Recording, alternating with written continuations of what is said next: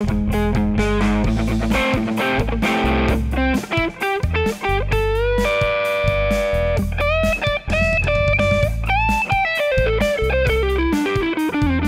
back to Play and Trade Guitars. I'm John, that's Zach behind the camera, and this is Play and Trade Guitars, where we play it and trade it. Continuing with the Vintage II collection from Fender, this is the 1972 Telecaster Thinline. Late 60s, 70s, CBS era Fender was a time of experimentation, and this Tele was Thinline, made of a body of ash, and it featured two sets of cunife humbuckers. This was the first time humbuckers were on a Fender guitar. Pretty cool. I'm going to tell you everything you need to know about this guitar when we put it on the bench and pull it apart. Of course, we're going to plug it in and play it. I'll remind you to hit subscribe if you haven't, because we are giving away an American-made Martin acoustic guitar when we hit 100,000 subscribers. To win that guitar, hit subscribe now, turn on notifications, and sign up below. Everything you need is down there. Without further ado, let's open this case and take a look at this 72 Thinline from Fender. Looking great. All right, nice hard shell cases in this series. And here we have the three-tone sunburst. It's also available all natural. You can check out that finish. If you want to see either of those, click our link below if you're buying gear. You'll find that pinned in the comments or down in the description. And I'll tell you what, this is a really cool looking guitar. I read that they actually use the Thinline design to use heavier pieces of ash for the body, but reduce some of that weight. But really you end up getting kind of a semi-hollow tone out of a Telecaster. And then these cunife pickups were designed by Tim Shaw, and they were produced by Fender until about 1981, and then they were discontinued. They were recently resurrected, they're making them again, and they sound fantastic. A wide open sound that I really love. And like I said, this was the first time that humbuckers were on a Telecaster. Super cool visually. Let's hit the bench and pull this apart before we plug it in. All right, you got this black Fender logo with the gold script outline. I like that a lot. Telecaster Thinline there. Slotted vintage style tuners here. F stamped on the back. Poly finish across this neck. We'll get a measurement in a second when we get the strings out of the way. Beautiful three-tone sunburst, and you got that F hole for the Thinline, which I just absolutely love. Cunife pickups, pearl pickguard, and I love the aesthetic of that larger guard here. Very cool. Other than that, traditional three-way Tele, volume, and tone. Let's get the strings out of the way and get some measurements. All right, 2 wood screws, and then you got this machine screw kind of slug here on this 3-bolt pattern neck, CBS era, F stamped on the back along with the serial number, which is pretty cool. Flipping this around, we'll go ahead and pop out the maple neck. Got the all maple variety here. And you get a look at the raw ash down there in the neck pocket. Also the micro tilt adjust wheel is on the back here. You do have a vintage 7¼ inch more pronounced hump radius, and the truss rod is up here, the bullet style 70s style truss rod, which I actually think is the most easy to adjust of all of them. So let's go ahead and get some measurements on the neck. Nut comes in at 1.64 inches. We have a first fret of a pretty slim 0.79 inches up to 0.91 inches at the 12th. Chambered ash body comes in at 1.82 inches thick. All right, I love this perloid large guard. Let's go ahead and flip this up. You can see the cunife humbuckers are actually attached straight to the pickguard, and they're height adjustable with these screws here. And we have 1 meg pots in here, all hand wired. Everything looks good under the hood, body routed for those 2 humbuckers. And then I guess you would consider this a chambered guitar, because obviously the right bout of the guitar, unlike a semi-hollow like a 335, you don't have this side chambered. It's really just the upper left side of the guitar, which is chambered. You can see that here. Let's flip on the multimeter, get a reading on these cunife humbuckers. That's just fun to say. 9.7 in bridge, 9.6 in neck, and 4.8 combined. We don't have a traditional Tele bridge on this. We have 6 saddles here, and they're height adjustable. It's the first time 6 saddle design was used on a Tele as well. All right, let's get a weight. 8 pounds, 4 ounces, called 8.3 pounds. So even with the chambering, it is fairly heavy at 8.3 pounds, considering it is chambered. I like a Tele around, you know, under 7.5 is ideal. So this one is a little bit heavier with that ash, but let's see how it sounds. It's definitely got a snappy ring to it. I like it, and you can definitely hear that volume coming out of this F-hole here, so that's pretty cool. This is my favorite part. We'll get this plugged in. I'll remind you, if you're in the market for any gear, click to buy gear using our link. You'll find that down below. You'll get fast free shipping, easy payment plans. It makes buying new gear super easy. Check that out.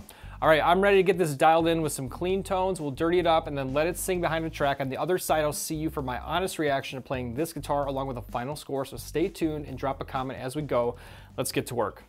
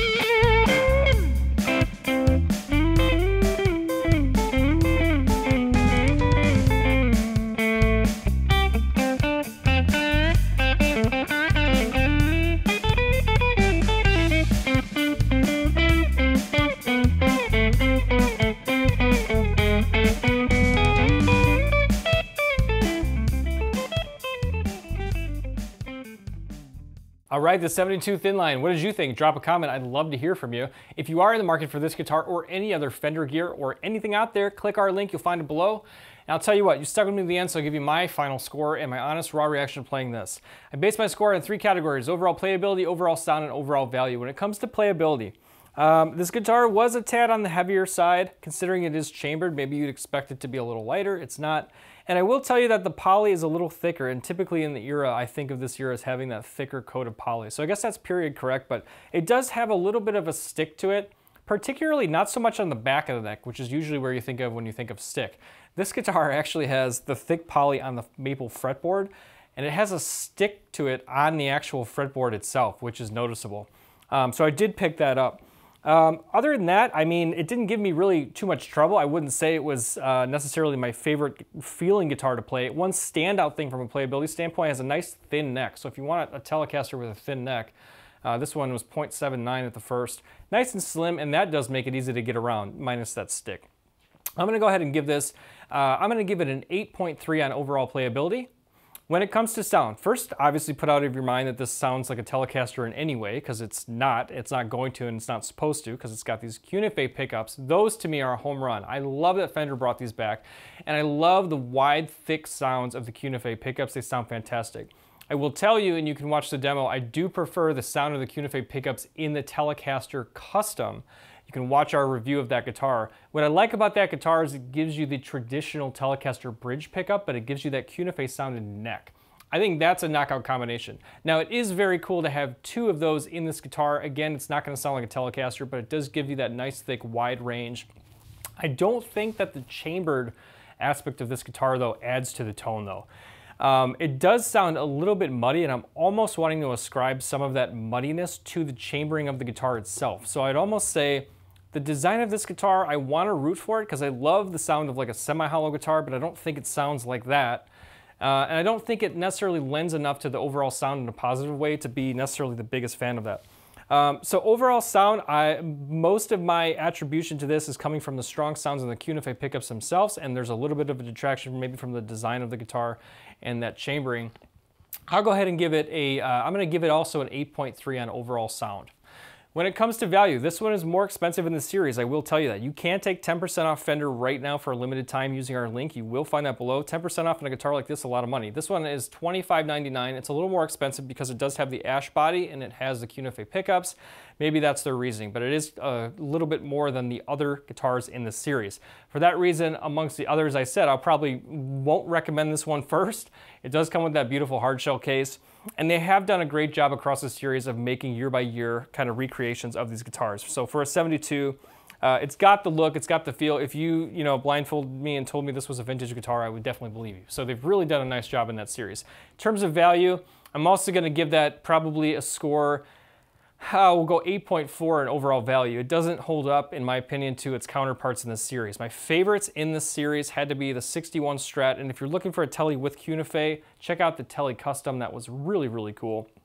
And start with those demos as well. That's going to bring us to a final score on the 1972 Telecaster Thinline.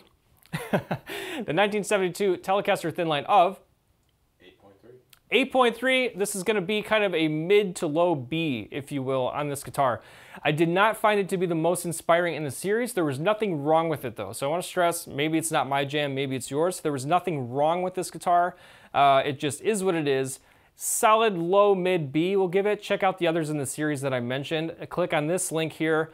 If you want to shop for gear, use our link pinned in the comments or down below in the description, and watch this next video for Play and Trade Guitars. I'm John, that's Zach behind the camera. See you next time, and thanks for watching.